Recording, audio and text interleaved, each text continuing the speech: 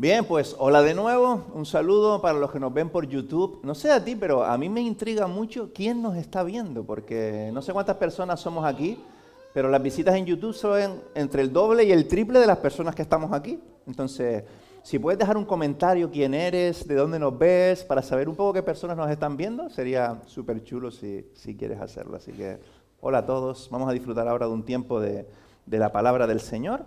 Estamos en esta serie a través del Evangelio de Juan. Hoy llegamos al capítulo 19, ya se acerca el final. Y vamos a hablar hoy acerca de la dificultad que tenemos en ocasiones para ver correctamente. Muchos de los miedos o incluso paranoias, TOCs, cosas de este tipo son por cosas que no entendemos y que no vemos adecuadamente. Entendemos la realidad mal. Entonces sufrimos diferentes historias, ¿no? Y esto nos pasa en la vida y nos pasa en la fe. A Jesús a veces también lo entendemos de manera pobre, entonces nos cuesta vivir para Jesús. Porque cuando tú ves que algo tiene un valor extraordinario, yo qué sé, te encuentras una bolsa transparente con un fajo de billetes y no es de nadie y estás en un desierto, no lo dejas ahí, te lo llevas porque tiene un valor, ¿no? Te agachas y lo coges. Y cuando ves que Jesús tiene el valor que tiene y tienes ojos para verle, le sigues. Pero a veces no tenemos ojos para verle, entonces ahí se complica todo, esa falta de vista. Y en el texto vemos diferentes casos acerca de esto. Y vamos a verlo juntos ahí en Juan, capítulo 19, Evangelio de Juan, capítulo 19, verso 1.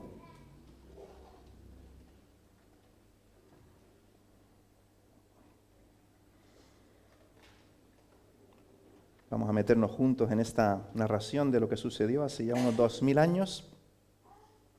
Dice, Pilato tomó entonces a Jesús y mandó que lo azotaran.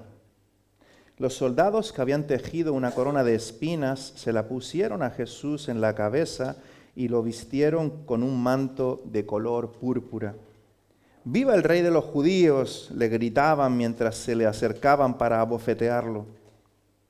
Pilato volvió a salir. Aquí lo tenéis, dijo a los judíos, lo he sacado para que sepáis que no lo encuentro culpable de nada.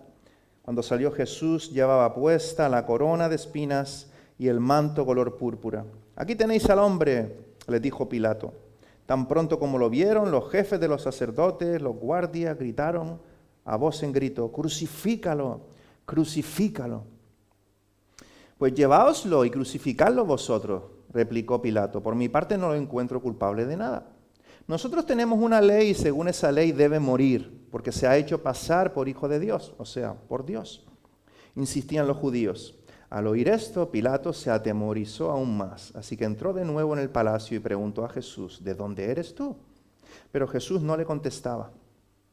¿Te niegas a hablarme?, le dijo, ¿no te das cuenta que tengo poder para ponerte en libertad o mandar que te crucifiquen? Versículo 11.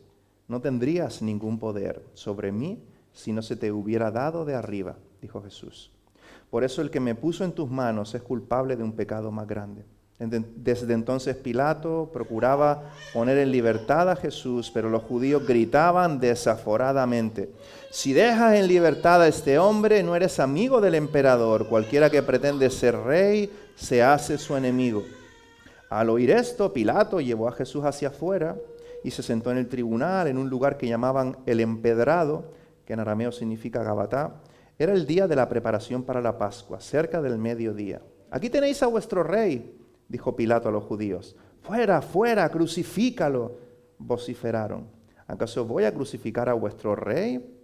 Replicó Pilato. No tenemos más rey que el emperador romano, contestaron los jefes de los sacerdotes. Entonces Pilato se lo entregó para que lo crucificaran y los soldados se lo llevaron. Hasta ahí. Mi título hoy es Más ciego o más ciega de lo que pienso. Yo me saqué el carnet de conducir jovencito cuando tenía 18 y 19 años.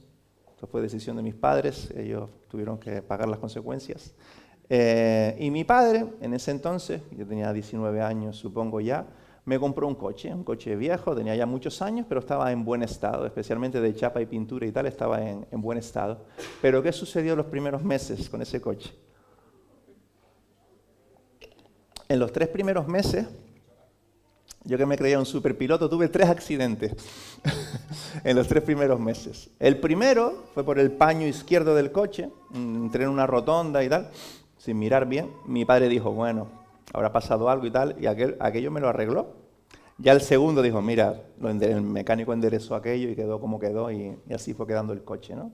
3 accidentes en 3 meses por el mismo motivo, por no mirar. O por no mirar bien, los 3 por el mismo motivo. El primero fue entrando a una rotonda, estaba con la radio y no miré. Y entré en la rotonda y el coche que venía me comió. El segundo estaba en un aparcamiento grande, como este que tenemos de asfalto aquí cerca del puerto, que hay coches en batería y cruzados por todas partes, y salí marcha atrás y no miré para atrás, no sé cómo, pero no miré y me comí el coche con patatas, el que estaba detrás, le hundí toda la puerta para adentro. Y el tercer accidente, un día lluvioso, los coches arranca, para, lo típico en retención, y arranqué sin mirar y me comí el coche que estaba delante y se formó uno de esos accidentes en cadena, que fuimos hasta juicio y todo. 3 accidentes en 3 meses por no mirar bien. Y a veces en la vida nos pasa esto, ¿no? Tenemos accidentes y las cosas van mal por no prestar atención, por no saber, por no ver, por no entender. Hay problemas en la vida a veces. Y es lo que está sucediendo en el texto también, ¿no? A mí me pasaba como discípulo, como aprendiz de Jesús, que no solo me afectaba a mí, sino al yo no entender bien, o al yo tener, como en esta ocasión, una prepotencia, ¿no? Yo me creía un piloto genial y la realidad me puso en mi sitio, ¿no? Y como hijos de Dios también nos pasa a veces. Creemos que somos unos hijos de Dios geniales, que estamos por encima de la mayoría, y a veces llegan los accidentes y los golpes de la vida y nos ponen en nuestro sitio, porque no estábamos viendo bien. De hecho, cuando vemos adecuadamente a Jesús, el fruto es más la humildad que el orgullo, en realidad, ¿no? Y es lo que está pasando en el texto también. Por un lado está en el texto la luz del mundo. Si hablamos de visión, está Jesús ahí, la luz del mundo, que no solo ve con nitidez, sino que es aquel que es la luz, que permite que los demás podamos ver con nitidez. Y luego, por otro lado, aquellos que no ven y que son ignorantes, por lo tanto, ¿no? No como algo peyorativo, sino que ignoran la realidad y por lo tanto van a tener 3 accidentes en 3 meses, sin saberlo, perdiendo sus vidas, ¿no? Como tú y como yo en ocasiones. Así que una de las cosas en las que pensaba leyendo el texto y pensando en esto es que tenemos que tener cuidado. Porque tendemos a este pensamiento, ¿no? Yo sí sé lo que se debería hacer o hacer, no como él o no como ellos. Yo sí sé. Él no lo ha entendido todavía, no lo tiene claro, pero yo veo cómo se debería hacer. Yo sí sé. Ellos no saben. Cuidado, porque quizá ese dedo, no sé si has escuchado esto alguna vez, el dedo con el que señalas te deja con 3 dedos señalándote a ti mismo, ¿no? De otra manera se llama escupir para arriba, ¿no? Cuando hacemos comentarios a la ligera, cuidado con escupir para arriba, porque eso luego baja y te cae, ¿no? Así que cuidado con ese dedo con el que señalamos porque nos apunta por triplicado. Y míralo en el texto. Hay diferentes personajes ahí. Juan 19, verso 1. Primero, Pilato. Y dice el verso 1 que Pilato tomó entonces a Jesús y mandó que lo azotaran. Pilato tomó a Jesús y mandó que lo azotaran. ¿Esto es estar ciego a la realidad? ¿Es estar más ciego de lo que él pensaba? A lo mejor piensas que no, porque si para ti Jesús no significa nada más que cualquier hombre o cualquier bandido que han atrapado, pues no significa mucho, ¿no? Pero ni siquiera es así. Aun si piensas que Jesús no es quien dijo ser y que por lo tanto es quien los cristianos decimos que es, fue una persona excepcional. A nivel de estudios antropológicos, históricos, culturales, es la persona que más ha influido en la historia. Fue una persona extraordinaria en todos los niveles, a nivel moral, a nivel relacional, a nivel de cómo vivió, a nivel de su mensaje. Ya como persona histórica, es la persona más extraordinaria y que más ha influido en la cultura en Occidente especialmente. Y Pilato, que no es capaz de ver esto, porque Jesús lleva ya 3 años siendo Jesús de manera pública. Pilato que no ve, que no sabe, que no entiende, manda a Jesús a azotar, como si fuera cualquier persona, ¿no? Creyendo estar actuando como un gran funcionario romano, está actuando con ignorancia. Mucho más ciego de lo que piensa. Pilato y los soldados romanos, de hecho, ilustran bien la indiferencia actual en nuestra cultura, en la cultura occidental, hacia Jesús. Pilato no le está dando ninguna importancia. Quieren que lo crucifiquen, lo azoto, tal. No le está prestando ni mucha atención. Lo trata con cierto desdén. No le importa mucho, ¿no? Con cierta indiferencia. Y eso ilustra bien nuestra cultura y nuestras vidas a veces. Hoy en Occidente no hay tanto un rechazo frontal hacia Jesús y el mensaje, sino mucha indiferencia. Mucha indiferencia. El agnosticismo, como se llama, ¿no? Y tú y yo como cristianos, como seguidores de Jesús, en nuestro día a día podemos caer en eso también. Decía antes en la mesa de Jesús que si Jesús es quien dijo ser y es Dios, y por lo tanto todo lo que dice es cierto, eso tendría que tener un poder para influir nuestras vidas bestial. Porque si Él es quien dijo ser y afirmamos que es así, por lo tanto lo que Él dice tiene una importancia abismal. Pero muchas veces en nuestro día a día no escuchamos esa voz, sino tomamos decisiones en base a lo que nosotros vemos, porque no somos capaces de ver eso, de que estamos en peligro de tener 3 accidentes en 3 meses. Así que debemos tener más cuidado que juicios de valor con Pilato. Luego aparece la multitud de judíos. Horrible, ¿no? Versículo 6 dice que Pilato le sacó a Jesús después de azotarlo, después de burlarse de él, de tratarlo como a alguien que no tenía ningún valor como persona, lo saca y dice el versículo 6, tan pronto como lo vieron, los jefes de los sacerdotes, los judíos, la comunidad religiosa de ese entonces, y los guardias gritaron a voz en grito, ¡crucifícalo! ¡Crucifícalo! Es el tono del resto del texto. Cada vez que saca a Jesús es el tono de la comunidad religiosa de los judíos. Pregunto, ¿estaba la multitud de judíos más ciega de lo que pensaba? Los judíos es aún todavía más interesante, porque aún hoy, en ese entonces, pero aún hoy, vivían con una sola expectativa, la venida del Mesías. El Mesías que está prometido en los profetas del Antiguo Testamento, los judíos viven esperando que ese Mesías venga. Es su expectativa, es su esperanza, es lo que les sostiene, la espera de que el Mesías venga. ¿A quién tienen delante los judíos? ¿Se puede estar más ciego que esta multitud? Ahora, otra vez, cuidado, otra vez. No tengas delante lo que estás buscando y no te estés dando cuenta. Cuidado cuando señalamos con un dedo. Cuidado porque la multitud de judíos, así como Pilato y los romanos ilustran bien en Occidente la indiferencia total que hay hacia Dios y Jesús, la comunidad de judíos ilustra bien a aquellos que tienen un afán por la religión, por lo espiritual, por Dios. Así que quizás sea el espejo en que necesitamos mirarnos, su ceguera. Y por último, uno más en el texto, Jesús. Y Jesús, estamos en esta serie viendo a Jesús siempre extraordinario, siempre asombroso. Y Jesús sigue en esa línea de ser Jesús, extraordinario, maravilloso, subversivo, inspirador, radiante. Versículo 8, Pilato le pregunta, ¿de dónde eres tú? Pero Jesús no le contestó nada. ¿Te niegas a hablarme?, le dijo Pilato. ¿No te das cuenta de que tengo poder para ponerte en libertad o para mandar crucificarte? Así que Jesús no le contestaba. Jesús había contestado antes, en este momento a Pilato, en principio no le contesta. Quizá Pablo no conocía el refrán que dice, la sabiduría calla cuando la ignorancia grita. Y ahí estaba la sabiduría personificada delante de Pilato. Y calla. Pero puesto que Pilato replica, Jesús le contesta algo. Versículo 11. No tendrías ningún poder sobre mí si no se te hubiera dado de arriba. Ahora, ponte otra vez, lo que hemos ido haciendo los domingos, ponte en situación. Hace no mucho tiempo sus amigos le han traicionado, le han atrapado, le han castigado, le han estado maltratando físicamente, sufriendo mucho dolor, clavándole espinas en la cabeza, burlándose, abofeteándolo. Dice el versículo 1 que Pilato mandó a azotarle. Sus amigos están corriendo para todas partes. Pedro acaba hace unos minutos de negarle, el versículo antes, le negó 3 veces. Pedro estuvo maldiciendo conocerle. Jesús está en ese momento súper complicado. Ponte en su piel un segundo. Súper complicado.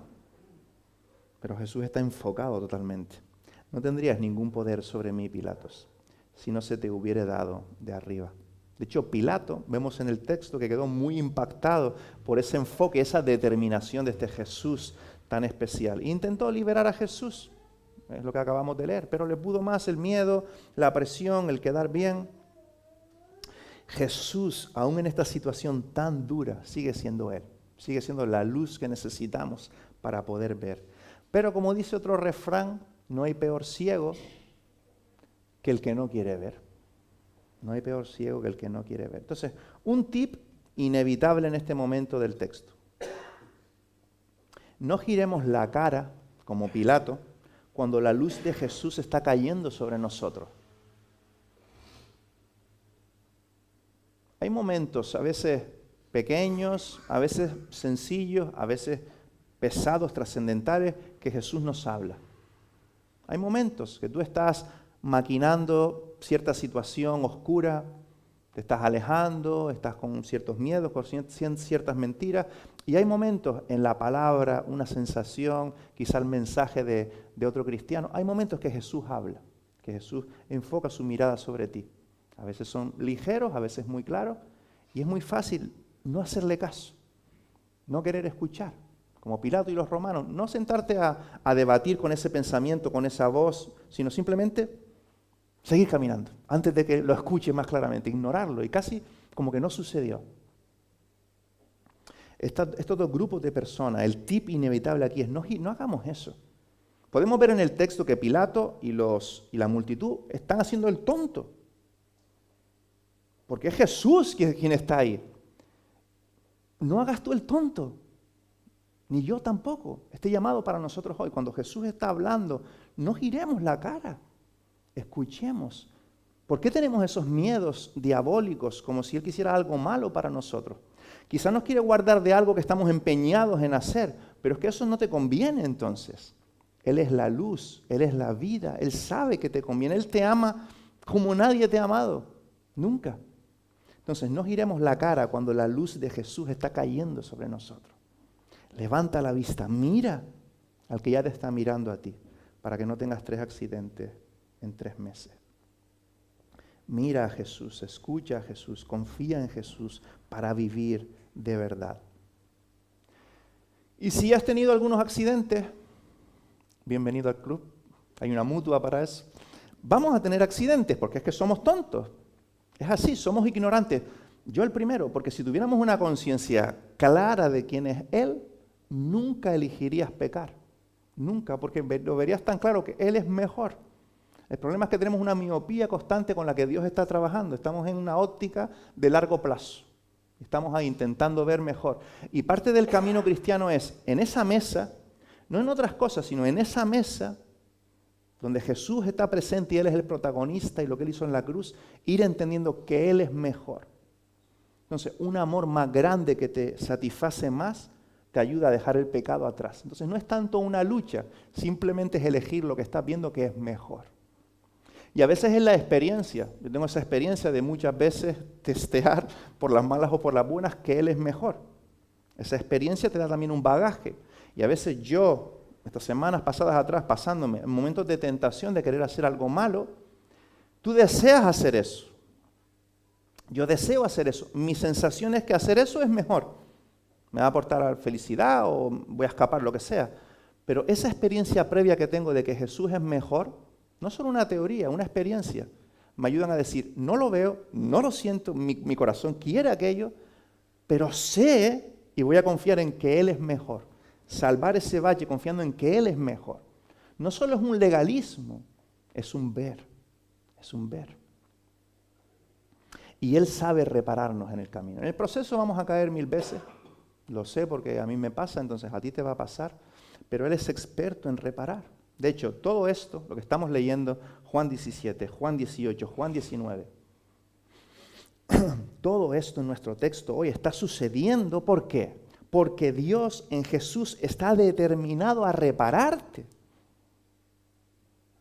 Todo esto está sucediendo, el Evangelio, la gran noticia de Jesús, porque Dios quiere repararte y Él sabe que necesitas ser reparado. Hay un momento de nuevo nacimiento, pero luego hay un chapa y pintura hasta que nos vamos con Él. En Jesús, arrepentimiento y fe, siempre es lo mismo en Jesús. Él quiere hacerlo y Jesús es justo la prueba de eso. Así que mira a Jesús. Y mirar a Jesús en la práctica no es algo como en algunas prácticas, como un rollo esotérico que no sabes qué sentido tiene. No, confiar en Él en la práctica no es algo tan complicado ni misterioso. Es vivir bajo la realidad de que sí que tienes un creador. Sí que hay un creador. Y si hay un creador que es así, pues valdrá la pena escucharle. Si Él nos ha creado. Atenderle, hacerle caso, prestarle atención en el día a día. Es lo que significa esta metáfora de seguir a Jesús. Es seguir a Jesús, estar con Él, ser como Él, hacer las cosas que Él hizo. ¿Cuál es la contrapartida? ¿Cuál es la contrapartida a no hacer esto? Porque da la sensación de que la contrapartida sería como terreno neutral. No tengo en cuenta que tengo un creador, que hay un Jesús que me indica porque me ama cómo vivir la vida. Primero mirar a Él, reconocerle, convertirse es decir, vale, hay un creador. En Jesús has venido a experimentar ese amor, perdón de tus pecados y nacer de nuevo. Pero ese es el camino luego, ¿no? Ese es el camino. Pero ¿cuál es la contrapartida a no seguirle en ese camino? Es como un terreno neutral. Aquí no pasa nada, aquí está la vida y la luz. El punto y el mensaje de Jesús, y lo menos que quiero es ponerme dramático. A mí especialmente, no sé si hay predicadores que les gusta, pero a mí no me gusta hablar de la parte oscura o de la advertencia del juicio que viene. No es lo más cómodo que me hace sentir, pero es parte de la realidad. Entonces, la contrapartida no es neutral. La contrapartida es ponerte en peligro. Ponerte en peligro de tener accidentes, como a mí me pasó con el coche. Ponerte en peligro de destrozar tu vida, destrozar la vida de tu familia, empezar a generar una mentalidad llena de mentiras, confusa, que te genere dolor. Peligros los que quieras. O sea, sal y mira a la gente, ve un poco las noticias. Esa es la contrapartida. No es terreno neutral. No es Dios o terreno neutral o si me va muy mal, oscuridad. No, la contrapartida es dolor, sufrimiento, confusión, perderte, perder tu vida, la vida de tus seres queridos, todo tipo de dolor. Si llevas unos años en este mundo, lo sabrás, que hay dolor, que es difícil, que hay confusión en la gente. Esa es la contrapartida, tropezarte y sufrir. No nos va bien cuando no miramos. Y tenemos que esto, que nos ataladre la cabeza, porque pensamos que es como terreno neutral. No, hay accidentes, hay dolor, en tu vida y en la gente que te rodea. La mentira nos dice lo contrario. La mentira nos dice que es terreno neutral o que incluso te puede ir bien si ignoras a tu creador. Es la mentira de siempre. De siempre. Lo he dicho un montón de veces. ¿Qué le dijo la serpiente a Adán? Que había un camino mejor. Que era mejor no prestarle atención a su creador. Es la mentira de siempre. Y nos la seguimos creyendo, tú y yo. Y si tú eres de los que te niegas en rotundo a Jesús, la contrapartida, dijo Jesús un montón de veces, este ser que vino, que decía ser Dios, que vale la pena prestarle atención, dijo un montón de veces que la contrapartida es separación eterna de la vida de Dios. Separación eterna de la vida de Dios. Esta semana justo, una de mis hijas pequeñas me preguntaba por esto justo. Dice, papá, separación eterna de la vida de Dios, el infierno, como lo llamaba Jesús. Me decía ella, ¿no es demasiado? Y sí, es mucho, es doloroso, es triste, pero es no ver por no querer ver. Porque una persona que se pasa su vida viendo la naturaleza, porque de Jesús yo entiendo que es más difícil aceptar a Jesús, hace falta gracia de Dios también. Pero que hay un creador, hay que dejar el móvil un momento y mirar la creación un poquito. Hay un creador. No es tan difícil verlo. De hecho, alguien escribió un libro hace poco de nuevas evidencias científicas de que hay un creador Hay un premio Nobel que hace poco dijo que podemos decir que Dios no existe, pero que es de ignorantes. Un premio Nobel de hace unos años dijo eso. Hay un creador, es evidente, porque de algún lado salimos. De algún lado salimos. Ahora, separación eterna de ese creador, vale, pero si una persona año tras año no ha querido plantearse, viendo la luna, el sol, no ha querido pensar en eso. Está esa luz, esa verdad ahí, pero no quiere verla. Quiere estar ciego, no quiere pensar en eso. Una persona que se niega a pensar en eso, que se niega a pensar en su creador, que no quiere estar con su creador, que rechaza a Jesús, ¿qué va a recibir cuando muera? Lo que eligió y lo que siempre deseó. No es un más a más, va a recibir lo que siempre deseó y lo que quiso siempre. Pero claro que es doloroso, claro que cuesta entenderlo. Va a recibir ese vacío que ya está experimentando de este lado de la eternidad, por estar desconectado de quien te creó. Es una realidad súper incómoda, pero hoy estamos hablando de no ser ciegos a la realidad, ¿no? Y Jesús habló un montón de eso, tanto como del cielo. Habló un montón. Jesús le llamaba infierno, Pablo le llama condenación eterna, separación eterna de Dios. Sabemos que Jesús le llamó infierno porque en ese entonces había un vertedero que se llamaba así, en griego es Gehenna o algo así. Simplemente era porque había un lugar que ilustraba bien, que se llamaba infierno, esa separación eterna de Dios. Pero es en sí mismo, no lo entendemos todo, es misterioso, pero si rechazas a Jesús, lo que Jesús nos dijo que iba a suceder, y Él es Dios, Él sabrá, es separación eterna de la vida de Dios. Separación eterna de aquello que es virtud, de aquello que es belleza, de aquello que vale la pena. Por eso será un lugar oscuro y triste. Eso es una realidad. Ahora, los que nos consideramos creyentes, que estamos siguiendo a Jesús en medio de nuestras luces y nuestras sombras, ahora sí las preguntas incómodas estas. Aquellos que nos consideramos creyentes, que seguimos a Jesús, que creemos en Él, o sea, creemos también en lo que Él dijo, ¿por qué pecamos en vez de vivir según el diseño de Dios? Porque si Jesús nos dice, oye, haz esto, no lo hacemos. O nos dice, mira, esto es peligroso, te va a hacer daño, ¿por qué lo hacemos? ¿Por qué pecamos en vez de vivir el diseño de Dios? En vez de estar pendientes de cómo tengo que vivir, cómo hago mi vida, pues así, ¿no? Los seguidores de Jesús hablo ahora, ¿eh? ¿Por qué nos cuesta tanto amar? ¿Y por qué amamos rollo light, rollo cero, en vez de amar como Jesús, de manera sacrificial, dolorosa, de manera abundante, con gracia, dando segundas, terceras oportunidades, sufriendo, corriendo la milla extra, lavando los pies de aquellos que no lo merecen? ¿Por qué amamos light, rollo apariencias y tal, en vez de amar como Jesús? ¿Por qué nos cuesta tanto vivir para la misión de Jesús? Realmente vivir esta vida como si fueran unos pocos años que vivimos para la misión de Jesús, para luego un lugar mejor. ¿Por qué vivimos nuestra vida aquí como si esto fuera toda la realidad? ¿Por qué? ¿Por qué me pasa a mí? Porque estoy más ciego de lo que pienso. Porque no veo con tanta claridad como creo ver. Porque no valoro las cosas de manera objetiva. Y hay mentiras todavía rondando mi cabeza acerca de lo que es seguro, acerca de lo que vale la pena, acerca de cómo manejar mi dinero, la familia, las relaciones, lo que me puede hacer daño o no, lo que es seguro o inseguro. Hay cosas ahí todavía que yo creo que están claras. Soy un superpiloto y venga un accidente por mes.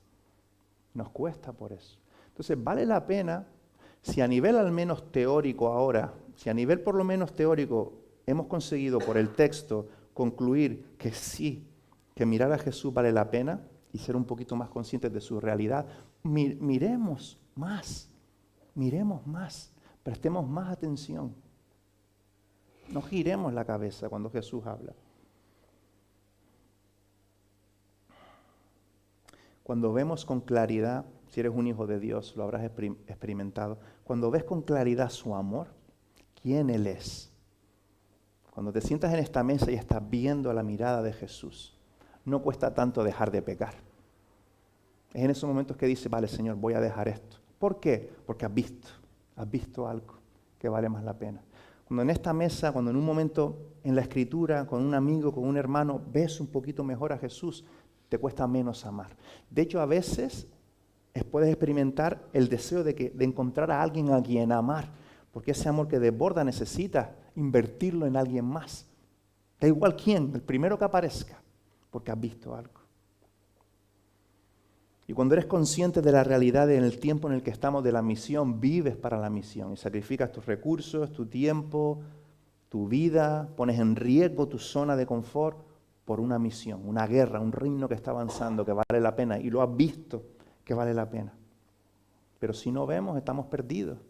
Y no hay zona neutral. No hay zona neutral. Entonces, no sé exactamente qué significa este texto para ti hoy.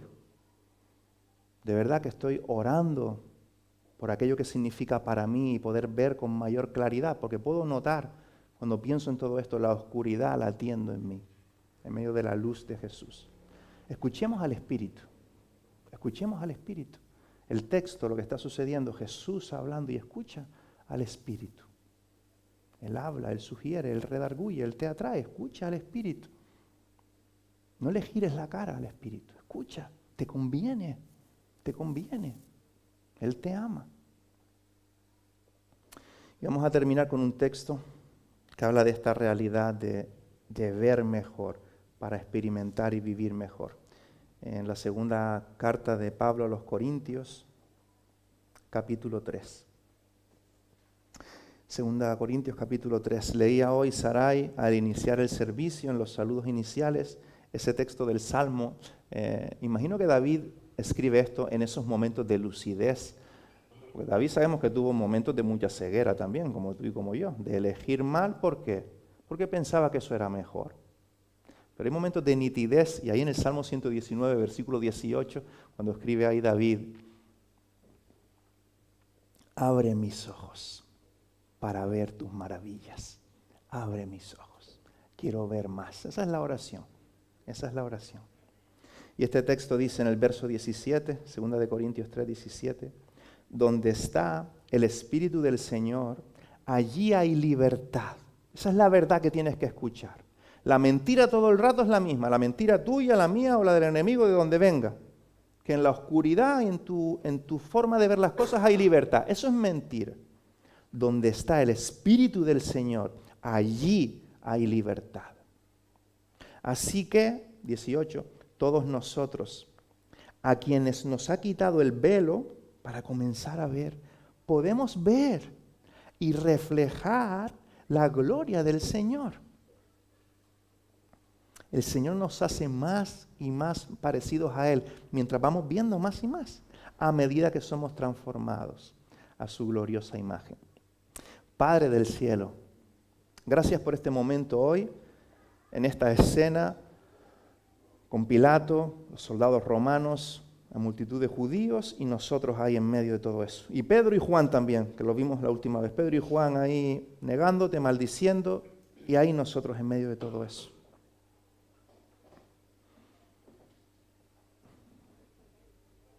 Ayúdanos a verte, Señor. No queremos estar ciegos, tan ciego como Pilato, aunque comenzó a ver algo, pero cerró su mirada y se dejó llevar por los miedos, por la presión. No queremos estar absolutamente ciegos como los judíos, que esperando un Mesías estaban gritando que lo crucificaran. Pero sabemos que convivimos con nuestra ceguera en el día a día.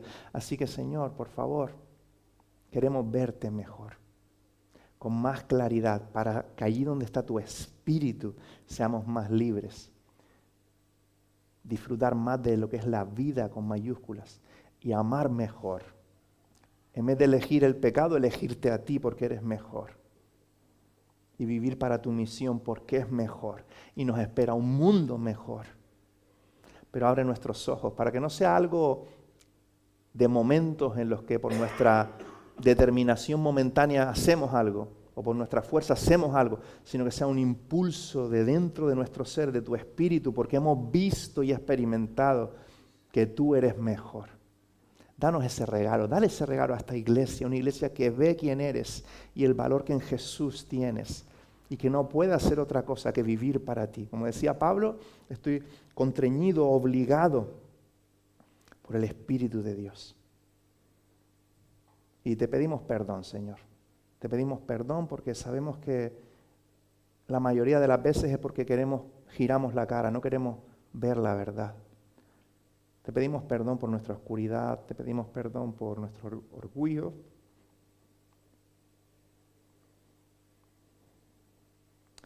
Te pedimos perdón, Señor. Y te damos gracias porque en tu mesa hay perdón. En el nombre de Jesús. Amén.